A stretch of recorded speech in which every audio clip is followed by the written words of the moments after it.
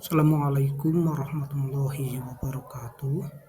Untuk pembelajaran kali ini, pendidikan agama Islam dan budi pekerti, yaitu adalah menghindari ghibah dan melaksanakan tabayun.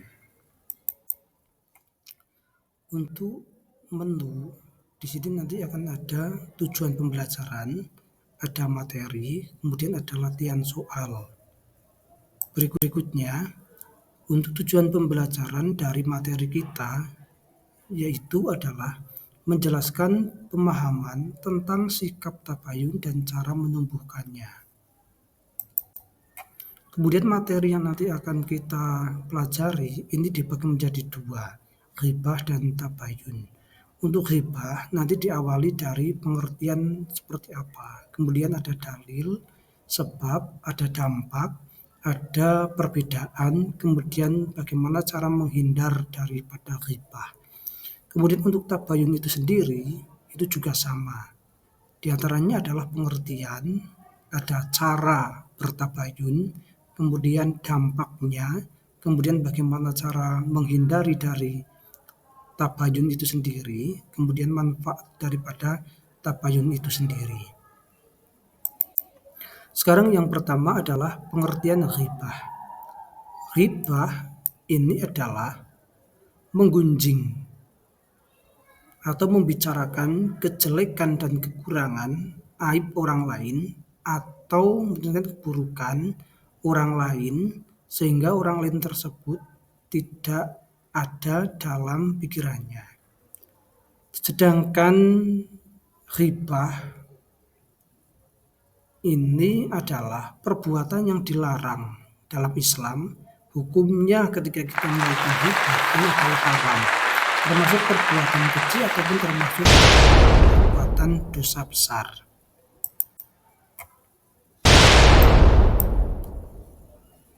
Nah, kemudian dalil larangan ghibah di sini disebutkan, ya ayyuhalladzina amanu ijtanibu katsiran minadh-dhon inna ba'dadh-dhonni ismu wa la tajassasu wa la yaghtab ba'dukum ba'du.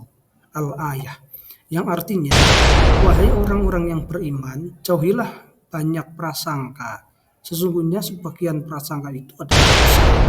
Janganlah mencari-cari kesalahan orang lain, dan janganlah ada di antara kamu yang menggunjing sebagian yang lain. Apakah ada di antara kamu yang suka memakan daging saudaranya yang sudah mati? Tentu kamu merasakan jijik. Bertawakanlah kepada Allah. Sesungguhnya Allah Maha menerima tobat lagi Maha penyayang. Nah, kemudian sebab orang itu melaksanakan atau melakukan ghibah, di antaranya adalah meremehkan orang lain, kemudian menyakiti hati, kemudian iri dan dengki atas keberhasilan orang lain.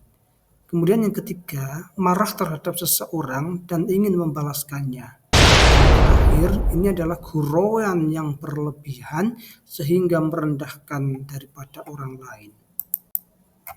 Kemudian dampak negatif daripada ghibah ada 3. Yang pertama adalah merusak nama baik diri sendiri dan orang lain. Yang kedua, menimbulkan keresahan dan permusuhan. Sedangkan yang ketiga, ini adalah memutus tali silaturahim atau persaudaraan bersama. Nah, ini ada tips atau trik agar terhindar dari permusuhan. Yang pertama adalah berkumpul dengan orang-orang yang soleh. Yang kedua, menjaga lisan dengan membiasakan berkata baik dan tidak membicarakan aib orang lain. Sedangkan yang ketiga, bersikap mawas diri dan saling menasihati kepada sesama. Kemudian ada beberapa perbedaan supaya kita itu tidak terjebak dengan perkataan antara ghibah, kritik, kemudian ada review. Kalau ghibah ini adalah dilarang oleh Islam, kemudian dosa besar. Karena apa? Ghibah itu adalah membicarakan kejelekan orang lain tetapi tidak langsung kepada orangnya.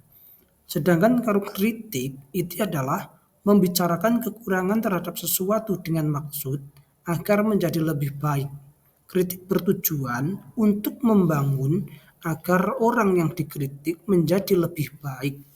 Pada umumnya disampaikan langsung ke objeknya. Hukumnya ini adalah mubah ataupun boleh. Karena apa? Kritik itu sebatas. Ya, apabila orang itu sudah ataupun tidak bisa dikritik ya sudah, kita tidak usah melakukan atau tidak usah melanjutkan daripada kritikan kita. Sedangkan kalau review ini adalah menjelaskan tentang kualitas suatu produk berdasarkan pengalaman penggunaannya, membahas kelebihan dan kekurangan produk sesuai dengan fakta yang dialami. Ini adalah kalau review antara yang disampaikan dengan benda itu adalah sama. Nah, sekarang masuk ke materi yang tabayun. Tabayun ini menurut bahasa mencari kejelasan tentang sesuatu hingga jelas dan berkeadaannya dan benar keadaannya. Menurut istilah, proses yang dilakukan untuk meneliti dan menyeleksi berita atau informasi, kejadian yang ada atau check and recheck. Ya, sehingga tabayun itu adalah pendekatan kita mencari suatu kebenarannya, tidak hanya asal menuduh, tidak hanya asal mencurigai, dan jangan istilahnya eh, berita yang belum jelas keberadaannya itu atau kebenarannya itu ditelan mentah-mentah, harus kita klarifikasikan. Nah, ini adalah tabayun. Kemudian cara bertabayun ada 3. Yang pertama adalah sumber informasi dipastikan dengan benar. Hal ini dapat dilakukan dengan melihat kompetensi sumber yang dirujuk. Jadi tidak asal kita itu mempercayai berita. Karena apa? Banyak sekali sekarang berita hoax atau berita yang tidak benar tetapi banyak menjadi rujukan suatu berita. Itu. Sehingga kita harus tahu sumber informasi yang valid itu yang seperti apa. Kemudian yang kedua, pastikan isi informasi berisi kebenaran. Ya, apalagi sekarang di masa-masa politik itu banyak sekali yang menebar kebencian, yang menebar berita yang tidak sesuai, sehingga akan carut marut. Ya, sehingga apa? Sehingga ketika kita belum dipastikan kebenaran dari informasi itu tidak usah kita infokan kepada orang lain. Itu. Kemudian yang ketiga, pastikan tempat dan waktu informasinya yang diperoleh adalah benar. Siapa, di mana, kapan. Jadi ketika kita dikejar kevalidasian daripada berita itu, kita akan tahu sumbernya dari mana. Apakah dari berita, apakah dari orang lain, ataukah dari mana. Harus jelas. Ya, jadi pastikan betul tempat, waktu, informasi diperolehnya dari mana, itu adalah dengan benar. Nah, kemudian dampak negatif daripada sosial media karena bersinggungan langsung ghibah ataupun tabayun itu adalah dengan sosial media. Karena apa? Sekarang banyak, mungkin 80% lebih usia-usia produktif itu adalah menggunakan sosial media. Nah, ada dampak negatifnya walaupun banyak manfaatnya ataupun banyak positifnya, tetapi ada pula dampak negatifnya. Apa saja dampak negatif dari sosmed ini? Yang pertama adalah kebebasan informasi, yang kedua sikap sosial yang melemah, kemudian yang ketiga kelalaian dalam kewajiban beragama. Ini jadi satu dulu saya sampaikan. Kebebasan informasi sekarang orang bisa mengakses. Seperti apa sih? Nah, kemudian eh, siapapun bisa menulis, siapapun bisa menerbitkan, siapapun bisa berbicara, ngomong di sosial media. Yang kedua, sikap sosial yang melemah. Coba sekarang, kadang kita tidak peka terhadap isu-isu sosial. tidak peka terhadap orang lain, tidak peka terhadap tetangga kita, orang tua kita bahkan karena sosial media itu. Yang ketiga, kelalaian dalam kewajiban beragama. Kita pemeluk agama Islam ya, yang notabene harus melaksanakan ibadah sholat 5 waktu. Kadang sampai lalai, kadang sampai lupa bahwa kewajiban itu harus kita lakukan. Tetapi apa? Ketika kita sudah menggunakan sosial media, mungkin kita akan lupa segalanya, akan lupa sesuatunya yang harus kita lakukan. Nah,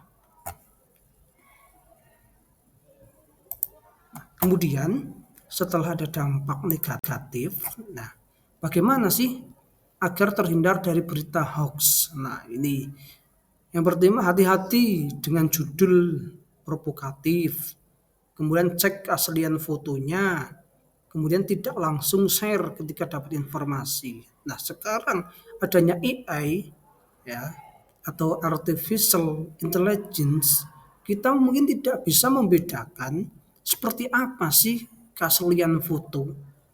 Nah, karena bisa kita edit sesuai keinginan kita, bahkan bisa menyebarkan berita hoax, kadang bisa digunakan untuk berita-berita yang bohong. Itu ya, karena kita harus sangat berhati-hati ketika kita itu apa istilahnya dengan teknologi informasi pada saat ini. Nah, kemudian ada manfaat tabayun. Manfaat tabayun diantaranya adalah menghargai orang lain sehingga tidak terjadi kesalahpahaman. Nih, cari itu, katanya si dia, katanya si itu. Yang kedua, berbaik sangka terhadap sesama sehingga dapat menimbulkan kerukunan dan kedamaian. Yang ketiga, persatuan dan kesatuan dapat terjaga baik di lingkungan keluarga, sekolah, dan masyarakat. Nah, ini beberapa dari manfaat tabayun. Nah, ini untuk materi terkait dengan ghibah dan tabayun, mudah-mudahan ada manfaatnya. Mudah-mudahan bisa kita lakukan supaya apa? Kita terhindar daripada sifat-sifat yang tidak terpuji atau akhlak-akhlak yang mahmudah, tetapi kita harus selalu berusaha ya, berusaha seperti apa kita itu memiliki sifat-sifat yang baik, sifat-sifat yang terpuji. Demikian sekali lagi untuk materi yang dapat kami sampaikan terkait tabayun, terkait ghibah, mudah-mudahan ada manfaatnya. Ya, demikian untuk video pembelajaran, mudah-mudahan bisa dimanfaatkan, bisa berguna untuk pembelajaran kita dengan materi ghibah dan tabayun. Terima kasih, kami akhiri. Billahi taufiq wal hidayah. Wassalamualaikum warahmatullahi wabarakatuh.